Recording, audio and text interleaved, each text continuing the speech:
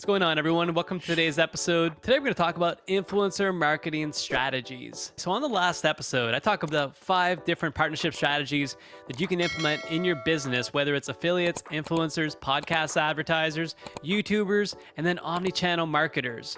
Today is going to be exciting, though. It's influencer marketing, so let's get into it. First question I get a lot, is influencer marketing dead? Okay. Crazy question because all the content creators coming out and things continuing to blow up. But I get it because the other question and statement that I hear is, how do I make it work? I've already tried investing $5,000 to $10,000 in this and we saw no sales. I got scared, I almost got fired. There's all these like scenarios that exist and it makes me cringe because it's crazy the way people go about testing influencer marketing and then make this rash assessment of the program that it's not working. Therefore, influencers do not work. The way they go about doing it, though, is the most important. I'm going to walk you through 3 strategies that I'd recommend you take if you're interested in applying influencer marketing to your business, which you should be. You should always be trying to diversify how many partnership channels you have existing and continue to grow, nurture, and scale these. I wanted you to think about, there's a meme out there, and I'll post it here. There was 2 people. They're both pickaxing their way underground to a tunnel. They're trying to get to the gold at the end of this tunnel. One guy stops like a foot short, thinks he's never going to get there, and he starts walking back. The other guy all of a sudden strikes gold a foot later. That's how influencer marketing is, in my opinion. So many people continue that pickaxe journey, trying to get to the next stage, and they just can't crack the code on how to be profitable or how to structure it for their business that makes sense, and they stop. And it's sad. So let's not do that. Let's all agree that there's a better way to do it. And on partnerupprofits.com, shameless plug, if you're interested in how to bootstrap your way to an influencer program to 6 figures or 7 figures, I have a course for you. It's a 2-hour video content course, totally free. There's advanced high ticket course if you want to join, as well as there's going to be mastermind communities, things like that. But at the end of the day, this course is going to walk you through how to do all this stuff. Today, we're going to walk you through 3 specific strategies, but really there's so much to digest. You'd be missing out if you didn't go take this course. So go ahead and check it out. It's on the site somewhere. You'll find it. I've managed over 2,500 influencers, partners, and affiliates in my career. I've built and sustained multiple 7-figure and 8-figure affiliate channels, both on the influencer side, as well as direct response affiliates. So I've been doing this and I'm just trying to provide something that I know worked for me. It might not work for you, or it might scale better than what I even got to expect in my own company and in my own products, okay? But this is the truth as I know it, the no BS approach. Let's get into it. I have tested influencers and got burned. I learned from those mistakes. I'm gonna take you through how to not make mistakes. Before we get into it, I want to drop a little value tidbit for you. It's what I consider the Partner Up Profits power move. Every episode, we do one of these power moves that at the very least, you walk away with one new networking connection opportunity fact that can help you propel your business in some way. So when you're on calls with people, here's the power move. And it's a little bit cheesy, but I've used it in the past. And it's basically you take a Zoom room selfie with everyone on the call together. So you could even say, can we just pause for a second? I want to commemorate this moment of the deal we just closed and this partnership. I'm going to take a screenshot of us on camera. So everyone do your best smile, and you all smile, and hopefully everyone's smiling. You take that Zoom room selfie, you save it. You could print it off as a postcard, send it to them. You could keep it as a reminder to send it back to them in a year when you guys are clinging glasses because everything's going so well in your business. All right. That's the Partner Up Profits power move, Zoom room selfies. Okay. Strategy number 1. And some of these are basics and some of these are boring, but the basics and fundamentals make money. The foundation, it is important. So get this right. Make sure that you have an automated attribution system set up when someone uses their code. So if you're doing discount codes as a referral program, or if they're using links, that they get a commission, but that it's an attribution portal set up on an automated basis, meaning you don't have to go and approve things.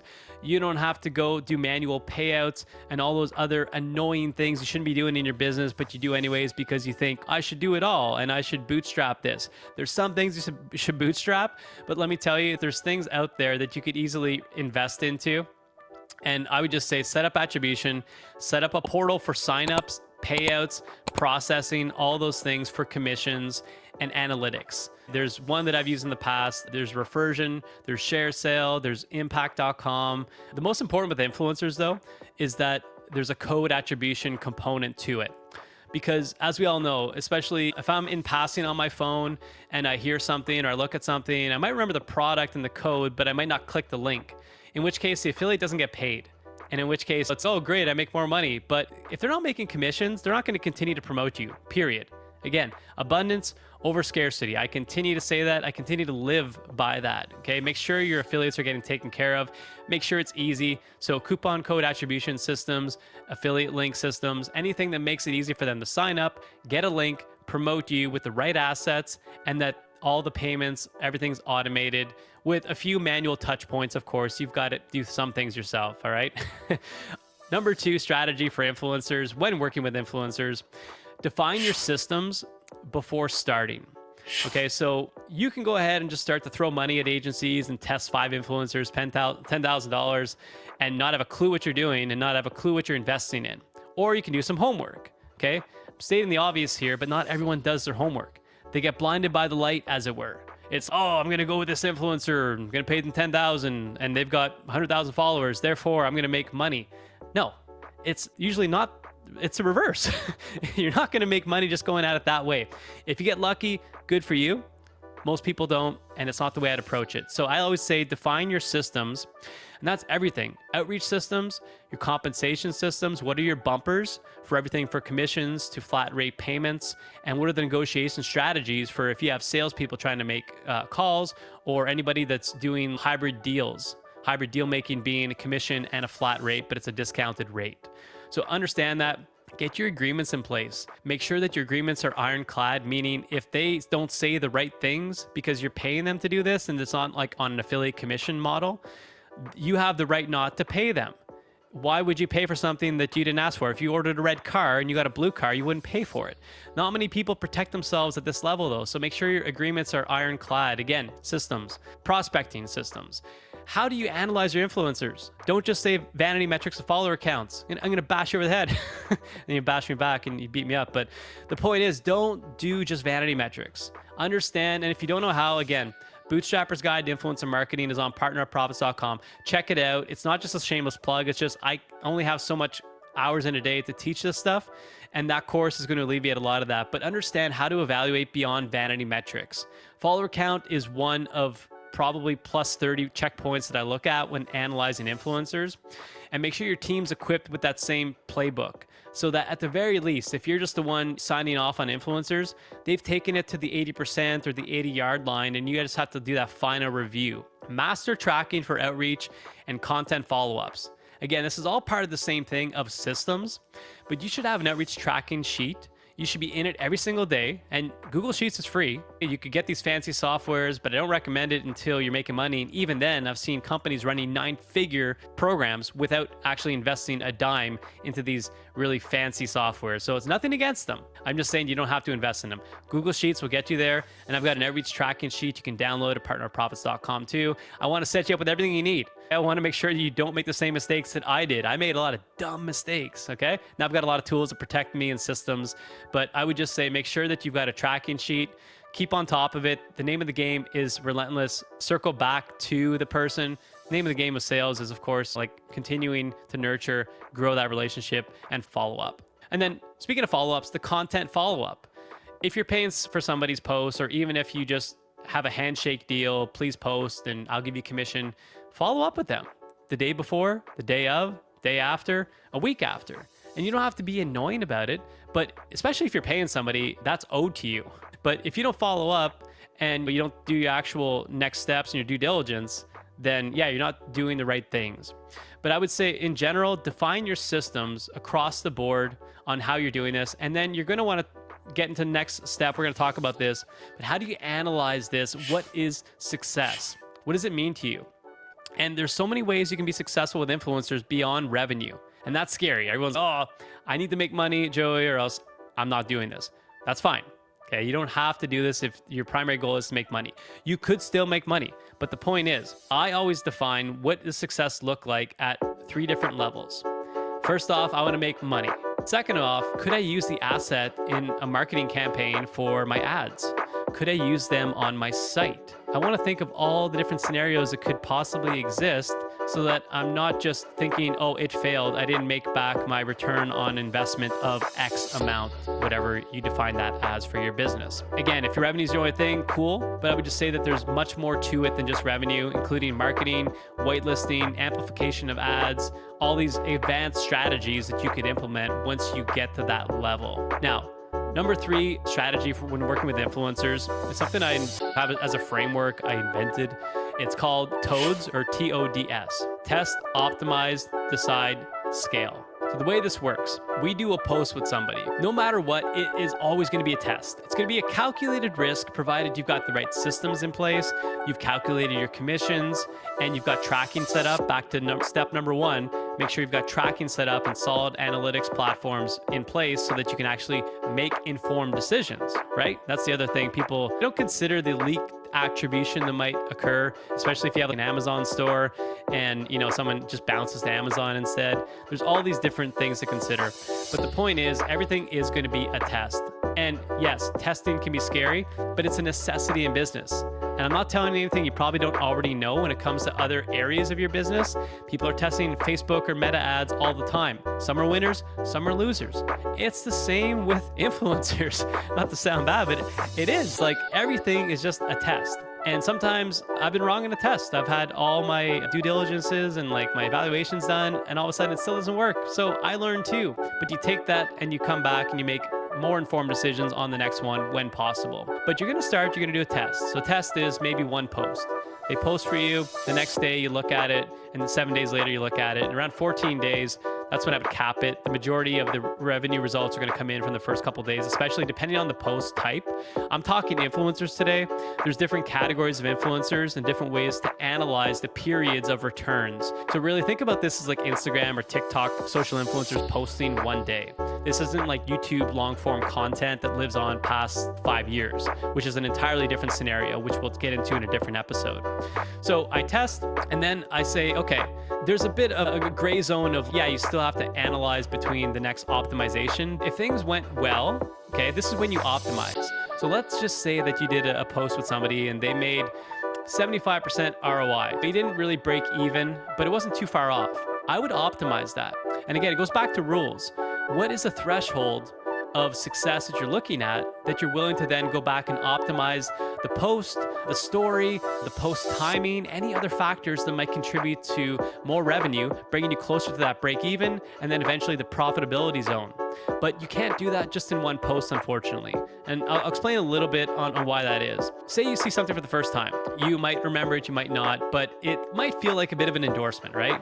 So I don't like to just test one post, although if I do, I'll still look at the results, because if it's not even close or there's no sales made, I might not want to optimize. I might just want to jump ship, okay?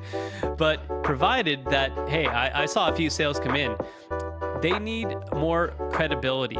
No, their audience needs that credibility. They need to see the person integrated into their life where it's not just a one-off promotion. So that's the difference between, I find, direct response email affiliates, which if you're not familiar, it's people getting emails about products that they could buy. When it comes to influencers, people know the name of the game now. They get that there's product endorsements, but it's when you have somebody fully bought into your product. And whether they are or not, if you can make it seem like they are by multiple posts, different timings, it's part of their backdrop all the time. And this takes a bit of convincing with the influencer, but that's optimizing the post. So it could be anything from a new script, could be a new product. Maybe that one product didn't resonate, so you try a different product in your line, provided you have multiple products. Time of day, different messaging, anything you think that could get them to the next thing. And sometimes just literally another post or another few posts, okay? Then you're going to test, optimize, and you're gonna decide. After about 3 to 4 posts, I usually know, is this going somewhere or not? And then I'll make a decision, okay, with the team and say, listen, there's a couple ways you can make decisions. Continue the way the deal's structured if everything's going well. Restructure the deal in a hybrid deal. So if you're not making that much money and they're on full, just flat rate payment, they're not taking any commissions, I'd go back and try to restructure a deal of negotiations to say, hey, we'd love to work with you full time. Our numbers just don't make sense. Could we work out a better deal? And of course, the final one is you just move on from it, and that's the end of it. that's also just the testing component. And let me be clear, you can't post like every single week and just continue to make revenue from it. That's very rare. So you have to do a rotational basis of your promos anyways, but you're going to decide. And now the beauty part is the scaling part. So test, optimize, decide. And if we're like, hey, we're all in, we figured out a win deal, or we're making money together, it's time to scale this baby. This is where we move into omni-channel marketing.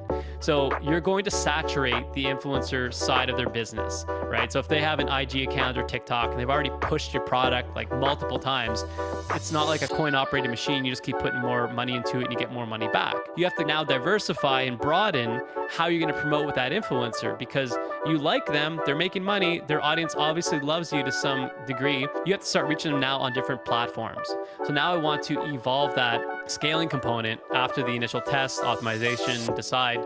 You're going to go into scaling, and which could be, hey, they have a podcast. Let's do a podcast interview or an ad. You have a Facebook group. Let me get in there and do a little like webinar for your audience. Anything that's going to build that co-integration, co-branding together, where it's like a full-on partnership and they love the product so much and their audience loves it. And you might be thinking, didn't I saturate the influencer side already because I did all the posts? Yes and no. I'm not always on Instagram or TikTok, but I do see a lot of emails. So maybe I'm more prone to open emails. So in which case, after I saturated their social following, I might then go to their email list and say, could I do a blast? Could I do a newsletter send on the behalf of our product? Your affiliate commission link is going to be there, or a tracking link of some sort. You're going to reach an entire different audience. There could be some overlap, of course, but the point is I don't just stop at one platform, and I rotate this. And now we're doing the test, optimize, decide, scale per channel, per platform, by influencer. And this gets exciting because this is the easy stuff you can do once you see initial success. It's harder to acquire new influencers all the time. It's easier to do more deals with the same influencers because the base is there. They're established. They like you. You like them. Our partnerships blossoming into wonderful friendships too. And that's key for me too. I think that's key for everybody. Keep in mind that influencers, whether they like to be called influencers, content creators, they're people. Okay, so treat them like people. I know we've been talking about numbers and stuff like that, but these are people that you should respect and they should respect you, and it should be mutual. It shouldn't just be about profits, but those are the three things, okay? So just to recap on those three influencer strategies, and we're going to go deeper into this in more episodes down the line, but I really just want to set the foundation that you need to make it easy for them. They need a place to get a code and a link and all their assets right away, and make it automated so that you're out of the equation. You're not the bottleneck. So again, call on refersion.com. They're one of the softwares that I recommend, refersion.com. That's a coupon code attribution system that integrates well with Shopify as well as other processing platforms. Number two, define all your systems. How do you outreach people? How do you test people? What's your campaign bumpers? What's your ROI on day one that you're willing to accept? How do you optimize? What are your levers you can pull? And then outreach tracking sheets, follow up, and get in that daily. And again, these are all free tools. Number three, action step for you is just test, optimize, decide, scale. Once you get an influencer, you're going to test them, you're going to review, you're going to optimize, you're going to decide what you do next with them, and then possibly scale to the moon and continue to get referrals from these influencers amongst their network. All right, so listen, one extra little tip. Don't go after the macro mega celebrities. Don't chase the big dogs. Don't chase the vanity-driven big follower count influencers just yet. There's a time and place for that. And even when you're at that point, you might not make back your revenue. So really go after the micro influencers. Don't discount just how valuable they can be for your business. An action step for you is just research any coupon code attribution system out there like Refersion, ShareSale, and then check out my Bootstrapper's Guide to Influencer Marketing. Again, it's a free 2-hour video course along with PDF, frameworks, systems, outreach tracking sheets that you can download and start to learn like the depths of what we talked about today, because today was only like a 20-minute episode. There's a lot of content to get through, and we're going to continue to unpack this together. So if you have any questions about this, please send it to me. I would love it for new content to go through a new episode and make sure that you've had the understanding that your questions are being answered. So if you like this episode, please share, subscribe, and as always, we'll see you on the next one. Take care.